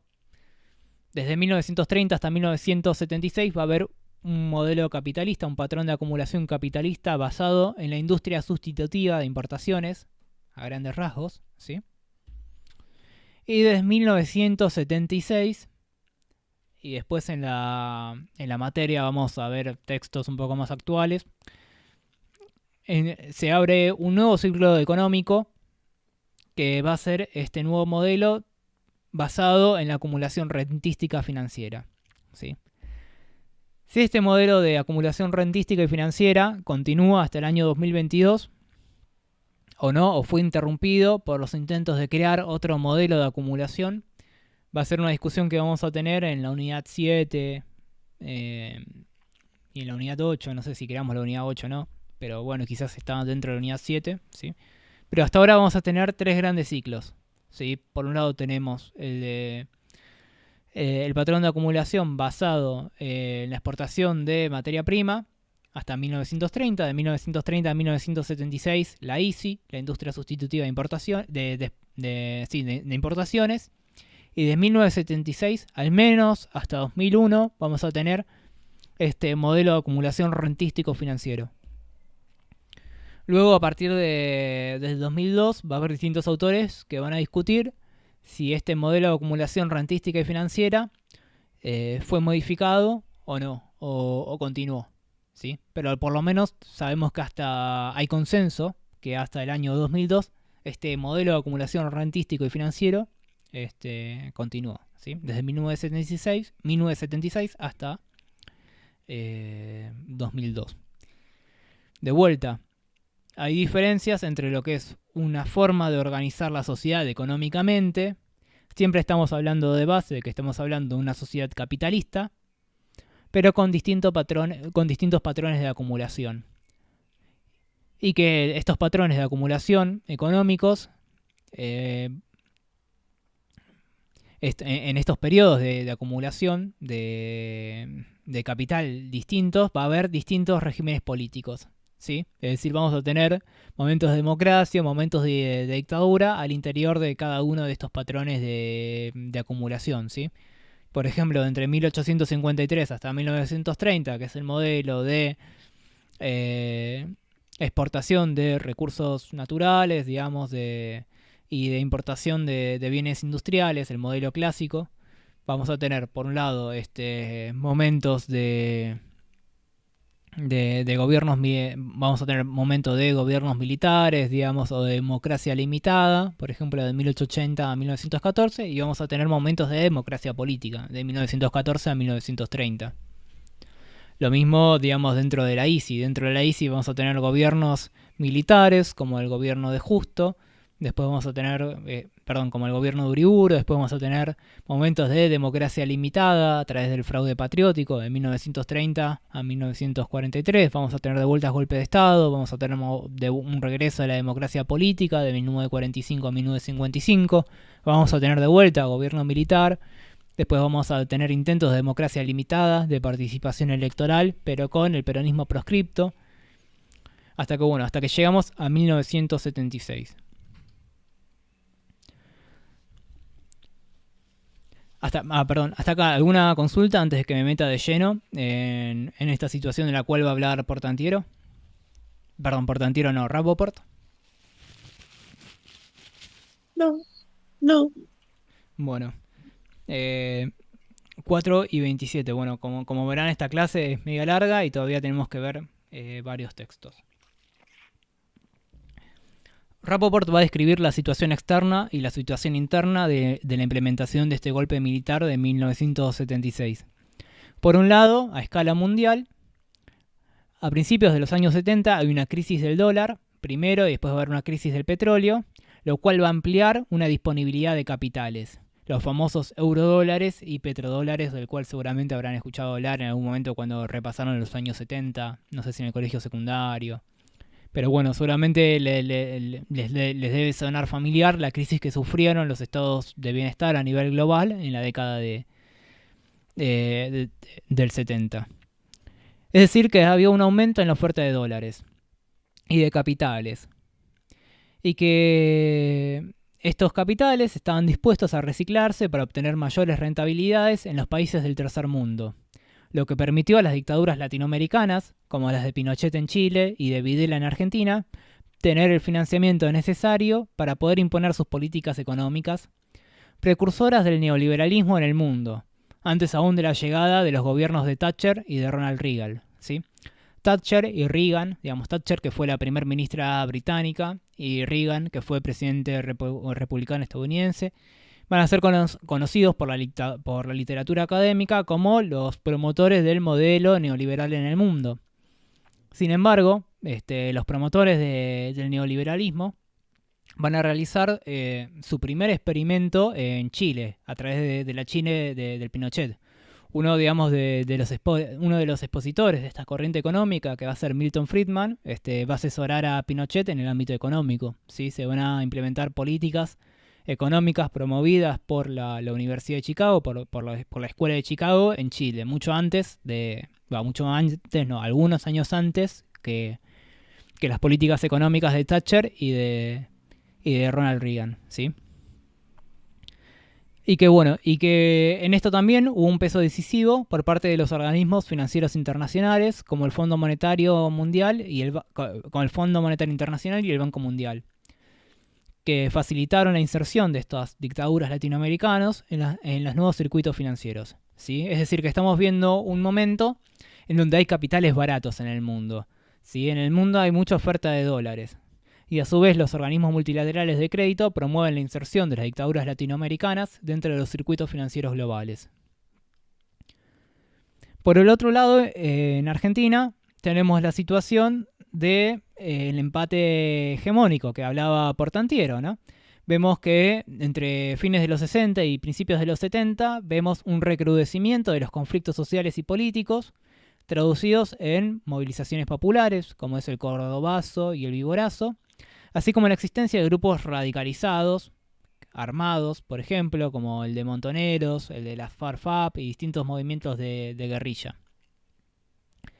Y que a su vez las proscripciones políticas ya no servían para eliminar las alianzas populistas y los peligros del orden social establecido. Es decir, que las dictaduras como la Engonía, las dictaduras como las de Aramburu ya no estaban sirviendo para legitimar el orden establecido. Había que ir más a fondo. Y la lectura que hacen los militares en el poder, digamos, es que esta resistencia no estaba en la cuestión institucional, digamos. Para romper este empate no servía únicamente una dictadura militar. ¿Por qué? Porque habíamos visto que la dictadura de Aramburu, la dictadura de Onganía, la dictadura de Lanuse, que son los promotores de los distintos golpes de Estado que vamos a tener entre 1955 a 1973, no servían para disciplinar a los sectores populares. Habían fracasado. ¿Por qué? Porque cada vez que se instauraba una nueva dictadura terminaba en retirada. Entonces, si a través de la supresión de la democracia no se había alcanzado el objetivo, que era el disciplinamiento de estos sectores populares, lo que había que modificar era la estructura económica. Es decir, que hay un cambio de puntería. La cuestión de la represión debe ir acompañada a partir de un radical cambio de la estructura económica. Es decir, de que la única forma de romper el empate es cambiando el patrón de acumulación capitalista existente. Había que destruir la industria sustitutiva de importaciones, promover un modelo económico radicalmente distinto, ya que la alianza de clases entre los sectores populares y ciertos sectores de la burguesía se basaba en ese aparato industrial. Si no existía esa igualdad de intereses entre ciertos sectores industriales, ciertos sectores capitalistas mercadointernistas y los sectores populares, si no existía esa estructura económica, se iba a poder por fin desactivar digamos, la presión que ejercían estos sectores populares. Bueno, y ahí Lucas afirma, endeudándose y endeudándose para pagar la deuda. Bueno, acá vamos a ver como una profundización de la cuestión de la deuda, como ustedes van a ver con como ustedes acaban de trabajar con Brenta. Ahora vamos a ir un poco con eso. Pero acá hay una hipótesis que es muy fuerte dentro del texto de Portantiero. Cuando ustedes van a ver autores que van a hablar de la dictadura, va a haber siempre, obviamente dentro de la razonable, ¿no? Siempre vamos a tener a los negacionistas de la dictadura o a los que reivindican la dictadura, que esos directamente ni los ponemos en el campo de la discusión, pero dentro, digamos, del pensamiento democrático, vamos a tener dos visiones de la dictadura. Ambas van a repudiar el terrorismo de Estado, pero una va a hacer énfasis en que ese terrorismo de Estado estuvo en función de un objetivo económico. Y dentro de esa línea se marca Portantiero. Y acá lo voy a citar. Una de las hipótesis fuerza, que es uno de los núcleos del texto que ustedes tienen que tomar, es que este terrorismo de Estado va a ser en función de un modelo económico. ¿Sí? Repito, el terrorismo de Estado va a estar en función de un modelo económico. Y acá voy a citar a Portantiero. Para la modificación de la matriz para la modificación del patrón de acumulación capitalista, fue funcional el terrorismo de Estado, que sirvió sobre todo para anular o impedir el accionar de instituciones y organizaciones políticas, sociales y sindicales. Factores a los cuales se agregó, desde el punto de vista de su incidencia futura sobre el desarrollo del país, la pérdida de varias posibles generaciones de líderes o de cuadros políticos como consecuencia del terrorismo de Estado, del exilio político-económico y de la influencia profundamente negativa que tuvo la dictadura en el sistema educativo y cultural y en la transmisión de los valores de pertenencia de la sociedad en la que se vivía, ¿no? Es decir, ese terrorismo que hubo en función de eliminar ciertos valores culturales, esa irreverencia, ese a mí qué mierda me importa, para instaurar de repente el miedo en todos los ámbitos de la sociedad, es una influencia profundamente negativa, dice Rapoport. Y de que la clave para pensar la dictadura está en que ese terrorismo de Estado se hizo en función de este nuevo modelo económico. Es decir, que no solamente se instaura en términos políticos, que es eliminando la democracia, sino que además tiene su influencia en el sistema educativo. Para profundizar en su influencia en el sistema educativo, bueno, ahí yo les dejé como bibliografía optativa, en la unidad número 5, ese manual para identificar su versión en el ámbito educativo. Y además se va a dar en el ámbito cultural, en el ámbito ideológico, en los sectores del empleo, de la producción. Y además, ¿cuál va a ser la salida de la dictadura? Es decir, la dictadura va a solucionar la cuestión de la institucionalidad política a través de un objetivo del cual O'Donnell no había visto cuando él escribe El Estado burocrático autoritario. Que va a ser la disciplina de los sectores sociales, ya no a través de la violencia, sino a través del desempleo. ¿Sí? Y voy a citar a Rapoport con esta idea. Una vez superada la conflictividad social por medio de la represión, la implementación de un mercado libre que arbitrara los diferentes reclamos sociales se convertiría en un objetivo en sí mismo para acabar con el orden vigente y pasar a nuevas formas de regulación y de control de conflicto social. En adelante, el mercado disciplinaría la fuerza de trabajo, con una brutal caída de salarios reales en un 30%, al tiempo que las luchas corporativas se trasladarían también a ese mismo ámbito. Es decir, ¿cuál era la salida de la dictadura? La salida de la dictadura tenía que ver con que esa disciplina que se había logrado en un primer momento con el terrorismo de Estado iba a continuar el libre mercado, ¿sí? Por eso es que la dictadura trata de avanzar por sobre los derechos laborales, ¿sí? A través de esta modificación de la estructura económica. ¿Cuál era el centro de la defensa de estos derechos laborales? Tenían que ver con la estructura que le había permitido el protagonismo de los sectores populares en el peronismo, que era la fábrica, ¿sí? Con la desindustrialización, esas fábricas iban a aparecer y la economía se iba a transformar de un sector industrial a un sector relacionado con los servicios, ¿sí? Empezamos a ver que de repente empezamos a ver monotributistas, trabajadores independientes, eliminación de convenios de trabajo, etc. Es decir, con eso se terminaría la huelga, la negociación salarial, ¿sí?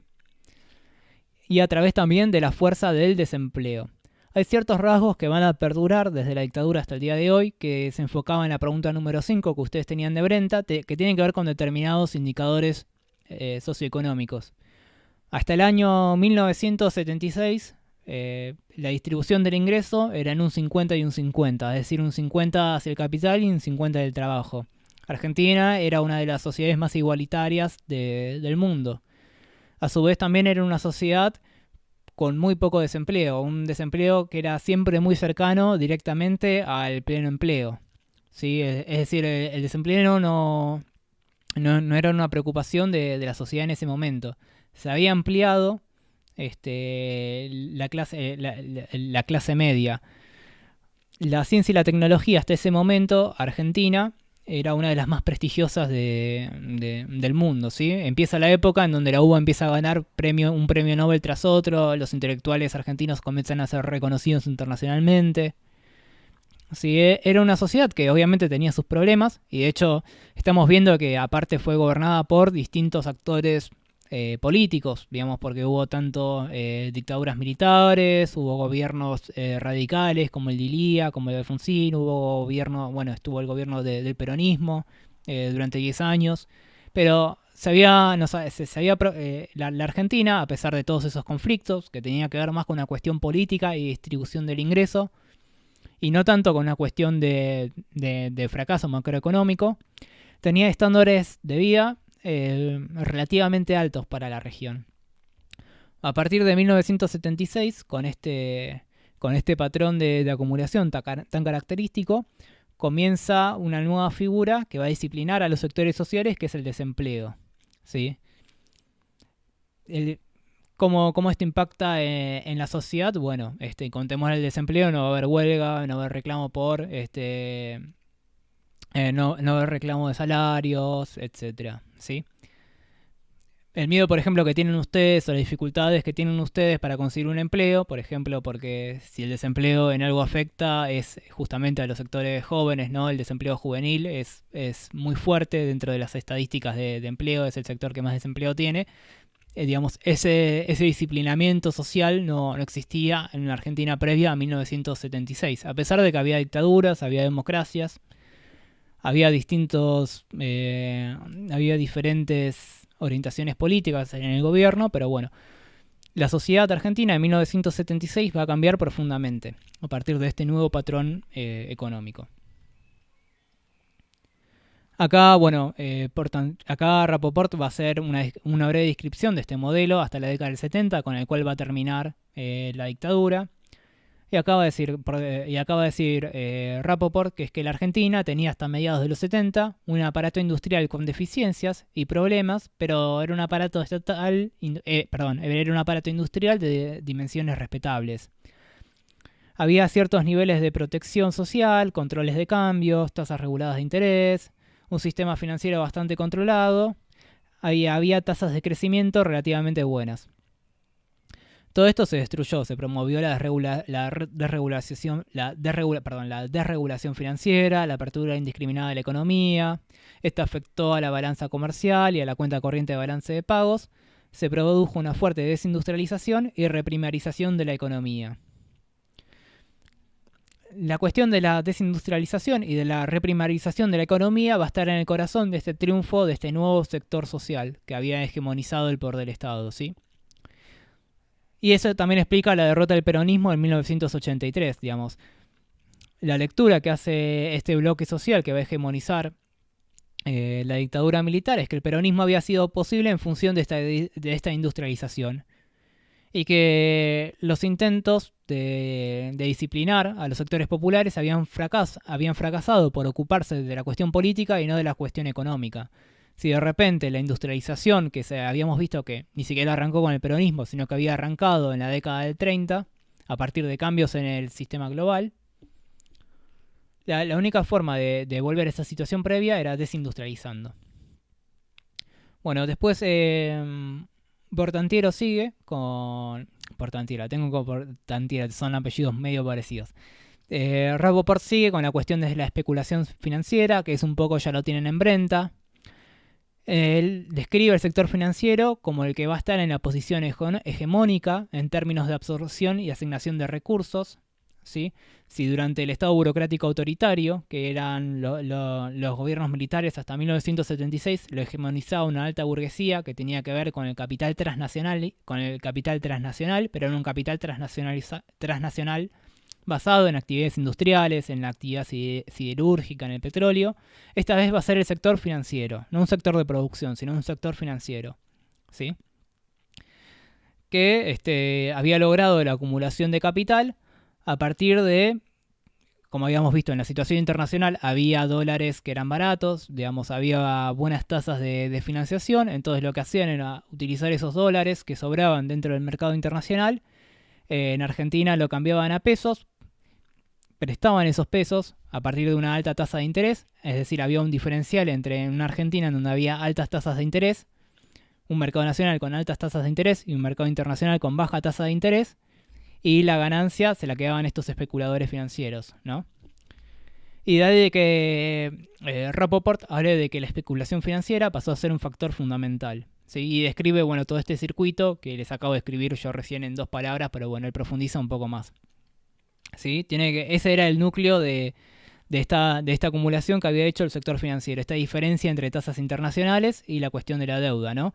Deuda barata en el exterior, lo que decíamos, el endeudamiento barato en el exterior y un endeudamiento caro en el mercado nacional, ¿sí? Y de ahí de que, bueno, Rapoport profundiza en la cuestión de la tablita, eso creo que también lo menciona Brenta. Pero bueno, este momento va a tener limitaciones, ¿sí? Y estas limitaciones, como todo, como distintos episodios que vamos a ver, que ya vimos en la materia, tienen que ver con un cambio en el escenario internacional. Cuando se corta la jodita, entre comillas, se corta cuando a principios de los 80 la Reserva Federal estadounidense, frente al déficit fiscal que tenía Estados Unidos, elevó la tasa de interés. Lo que habíamos visto antes de que se tomaba, de que había una tasa de interés baja en el mercado mundial y que por eso el sector financiero argentino podía tomar dólares baratos. Bueno, eso cambia porque eleva la tasa del 6 al 14%, que es abismal, digamos, un cambio así, digamos, no vamos a profundizar en la cuestión económica, pero que Estados Unidos aumente la tasa de interés a un 14% es prácticamente destructivo para el resto de los países del mundo y ni hablar para los países que necesitan dólares como el argentino. Eso va a hacer de que aumente notablemente el costo del endeudamiento externo de los países latinoamericanos. Ya estamos hablando, digamos, de 1982, ¿sí? De 6 años de la dictadura militar argentina, y el primero que entra en una declaración de moratoria de pagos fue México. Aunque esa crisis va a impactar obviamente en toda la región, porque cuando los países latinoamericanos empiezan a tener crisis de deuda a partir de este aumento de la tasa de interés por parte de la Reserva Federal estadounidense, en Argentina obviamente estalla la crisis, porque esos dólares que se obtenían de forma barata en el exterior ahora empiezan a ser caros a partir del aumento de la tasa de interés, y eso provoca una fuerte devaluación de la moneda y un retorno de procesos inflacionarios que habíamos visto en 1974, ¿sí? con el Rodrigazo. Y ahí, Rapoport habla de ese mega endeudamiento externo que pasa de 8.000 millones de dólares en 1975 a 40 y pico en 1983. Y que ese endeudamiento fue clave para la hegemonía de este sector rentístico financiero por el resto de los sectores productivos argentinos, ¿sí? En síntesis, para ir Rapoport cierra con una síntesis, que es la que voy a citar, que la dictadura militar tenía objetivos que trascendían lo meramente económico, ¿sí? Se proponía inclinar definitivamente la balanza de poder a favor de las élites agrarias y sobre todo de los grandes grupos económicos, financieros locales y empresas transnacionales, cercenando a la industria nacional y al mercado interno, que era en donde residía la fuerza del movimiento obrero y de los sectores empresarios vinculados al desarrollo. Es decir, de que por fin vamos a ver el desempate entre las fuerzas que se disputaban el control de los recursos de la nación a partir de una victoria de estos sectores, ¿sí? De un capitalismo predominado o liderado por un sector rentístico financiero. Bueno, antes de que se termine la clase, vamos a ver el texto de Cid Ícaro. Que Cid Ícaro va... Bueno, les hago un muy breve punteo del texto de Cid Ícaro. Cid Ícaro va a señalar una cuestión que sucede en la dictadura militar de 1976, que es la disolución del imperio del derecho, del imperio de la ley, y el uso del terror como control de la población y el empleo autónomo y clandestino de los medios de violencia oficiales. Y que eso se manifestó en la disolución estatal, es decir, un propio Estado que ya utilizaba su aparato represivo por fuera de la ley. ¿Sí? Es decir, que básicamente eso es el terrorismo de Estado, es la violencia ejercida sin ningún tipo de ley por parte del propio Estado. Bueno, Cid Ícaro coincide con O'Donnell y con Rappaport, porque justamente la dictadura se propuso desarticular el intervencionismo económico y restablecer la libertad de mercado. El proyecto, acá lo estoy citando, ¿no? Así, claro. El proyecto iba más allá de la economía y buscaba la reestructuración general de la sociedad, la política y de la cultura. De vuelta, ¿no? Los estándares de la doctrina de seguridad nacional. La guerra no solamente es económica, sino que es ideológica, es cultural, es política.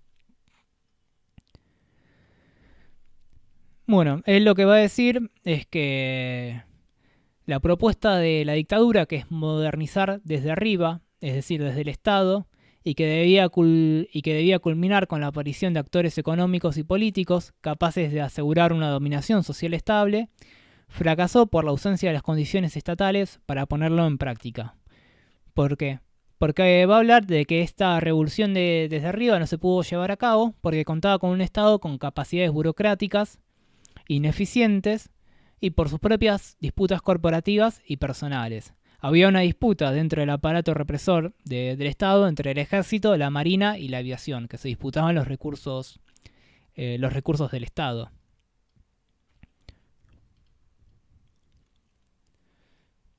Esta crisis del aparato estatal va a ser muy profunda. ¿Sí? Estamos empezando a hablar del famoso Estado bobo. De vuelta, hasta 1976, si bien el Estado tenía núcleos modernizantes y tenía núcleos que se aproximaban más a un Estado ineficiente clásico latinoamericano, había ciertos núcleos de ciertas instituciones del Estado que funcionaban bajo una dinámica mucho más moderna y eficiente. La crisis del aparato estatal, tal y como la conocemos y como puede continuar hasta ahora, según distintos análisis, comienza a partir de este periodo, con la pérdida de capacidades de gestión burocrática, en donde se suman las arbitrariedades, la caza de brujas, política al interior de la administración pública y el clientelismo. Y que además la obsecuencia frente al poder militar y el terror deterioraron aún más los niveles de la administración pública. Los procedimientos autoritarios, los criterios discrecionales, aumentaron la ineficiencia estatal. Las empresas estatales se deterioraron en su gestión al quedar fuera de los sistemas centralizados de los organismos públicos y al ser utilizados principalmente como grandes tomadores de deuda. Sí, empezamos a ver cómo las empresas estatales, que en su momento habían sido prestigiosas y habían contribuido a ese crecimiento y ese desarrollo económico que habíamos visto previamente, comienzan a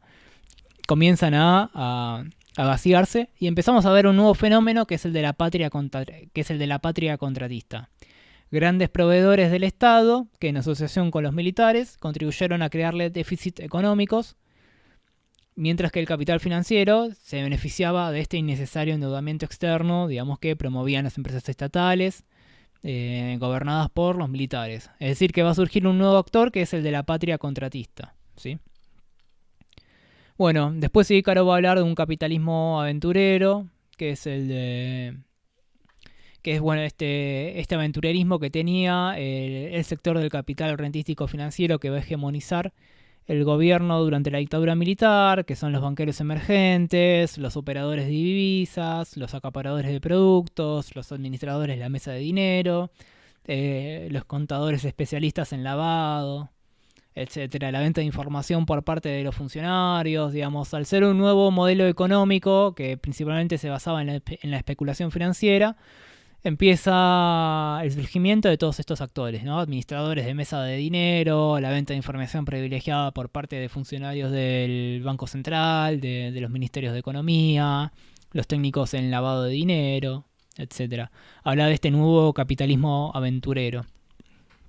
Y bueno, y un poco acompaña la tesis de Rapoport y de O'Donnell de que este terrorismo de Estado estuvo en función de un radical cambio en el modelo económico, ya que era la única forma de poder volver a disciplinar a esos movimientos sociales que se habían activado a partir de la década del 30.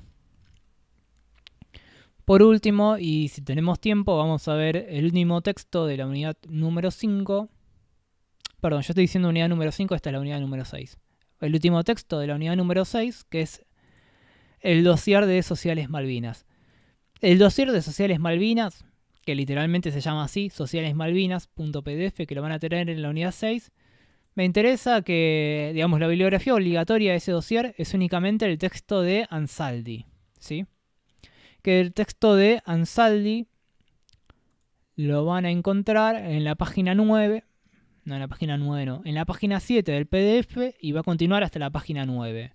Es un texto de Ansaldi que se llama La memoria y el olvido como cuestión política, a propósito de Malvinas.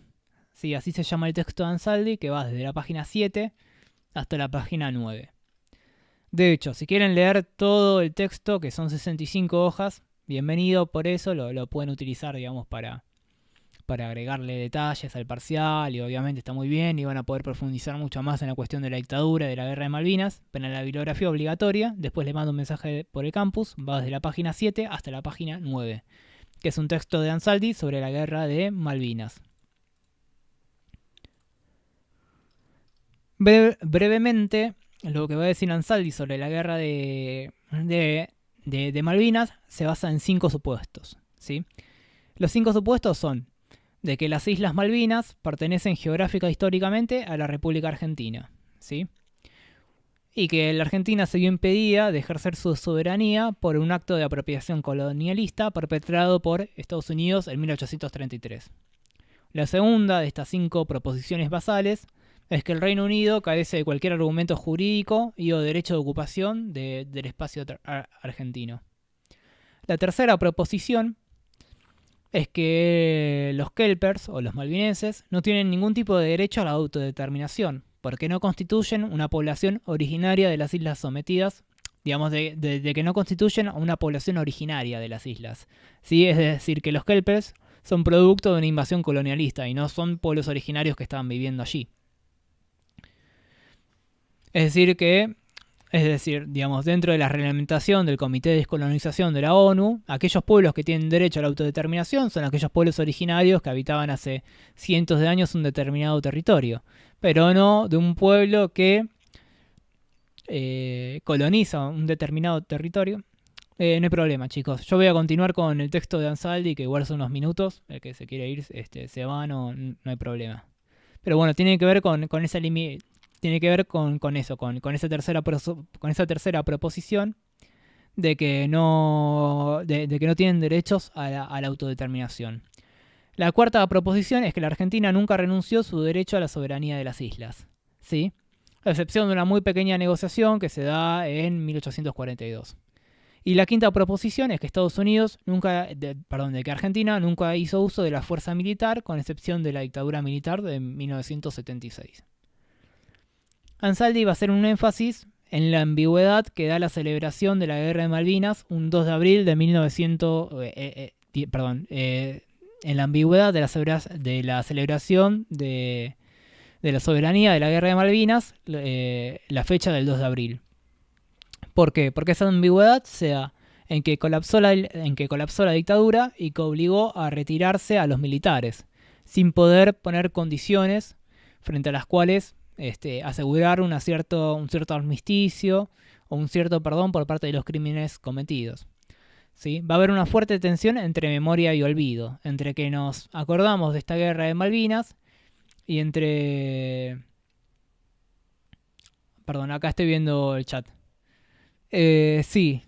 A mí me están dando mal internet y yo utilizo una grabación que es por internet. Así que creo que se va a poder subir. No sé si va a estar 100% bien o no, pero bueno. Igual, más o menos, la mayoría se quedó hasta lo último. Y si no, me imagino que alguien se va a quedar estos últimos minutos como para preguntarle pero yo voy a tratar de subirlo. El texto sería Sociales Malvinas. Sí, pero acordate, Jennifer. Hablando de calor, Jennifer, muy buen parcial, ¿eh? Me tocó corregirlo, la verdad que brillante el parcial de Jennifer. De la página 7 a la página 9 es el texto de Ansaldi. Yo la verdad es que no tuve tiempo de repasar el tema de los parciales, pero me acuerdo que me impresionó mucho el parcial. Bueno, la idea de la guerra de Malvinas tiene que ver con eso, con una tensión muy fuerte entre la memoria y el olvido. Y de que no se debe reivindicar el 2 de abril, porque el 2 de abril fue la reivindicación de una acción de la dictadura. Lo que va a proponer Ansaldi tiene que ver con reivindicar los derechos legítimos de la soberanía argentina sobre las Islas Malvinas el 10 de junio la fecha del 10 de junio, porque es en donde Argentina, el Virreinato del Río de la Plata, en 1829, pone al primer gobernador de las Islas Malvinas. Entonces ese sería el día para celebrar la soberanía de las Malvinas y propone el día del hundimiento del crucero General Belgrano, el 2 de mayo, como día para conmemorar a los caídos de Malvinas, ¿sí? Él propone diferenciar las fechas. Por un lado, 10 de junio, Día de Soberanía de las Malvinas, y por el otro lado, 2 de mayo, Día del Hundimiento del General Belgrano, como día de reivindicación a los combatientes de Malvinas. Después va a hacer una reflexión sobre por qué es el 2 de abril, la fecha en la cual nosotros conmemoramos a Malvinas y a los excombatientes, y tiene que ver con la disputa por la memoria. Él dice que la memoria es un componente esencial de la identidad, tanto individual como colectiva, y que la construcción de la identidad social es un juego de poder, es una disputa de poder en cómo nosotros decimos olvidar y qué es lo que nosotros decimos recordar, y que esta memoria va a tener consecuencias políticas que van a tener vigencia en la actualidad, en la forma en la cual nosotros los relacionamos y cómo nosotros conmemoramos ciertos acontecimientos históricos. Lo que va a decir es que va a haber dos memorias colectivas. Por un lado, la memoria colectiva del poder y la memoria colectiva de los dominados. Y que va a haber un enfrentamiento por parte de estas dos concepciones de la memoria, ¿sí?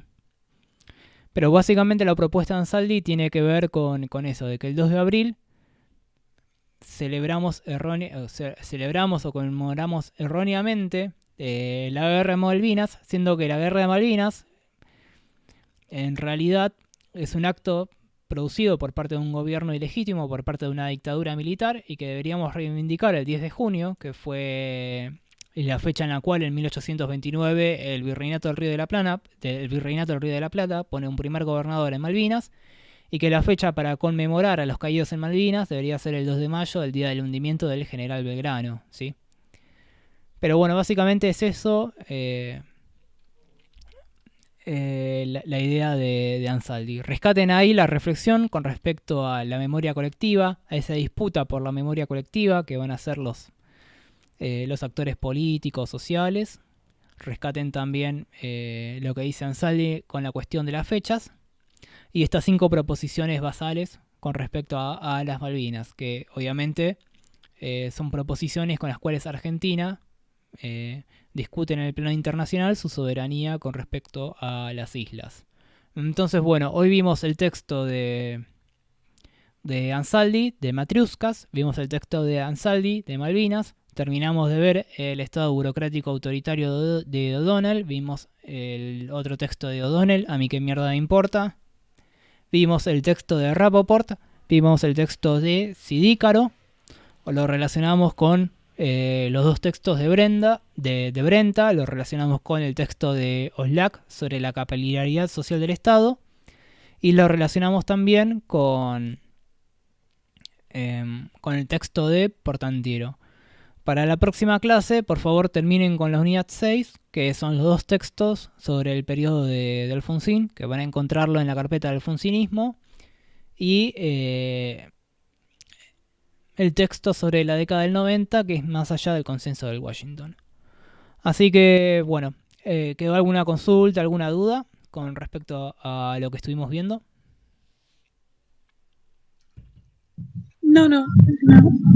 Bueno, No, profe. entendieron, ¿no? De que el texto de Ansaldi de Malvinas, perdón, que el texto de Sociales Malvinas es solamente el texto de Ansaldi, no tienen que leer las 65 páginas, ¿no? Sí, profe. Sí, sí. Bueno, y lo mismo con el dossier Sociales 62. Profe, ¿podría Sí. repetir las páginas? El texto de, el texto de Ansaldi es el PDF de la página 7 a la página 9, ¿sí? Del texto que se llama Sociales Malvinas, ¿sí? Muchas gracias. Bueno, recuerden, ahí lo dejo por el chat, el artículo se llama La memoria y el olvido como cuestión política a propósito de Malvinas, ¿sí?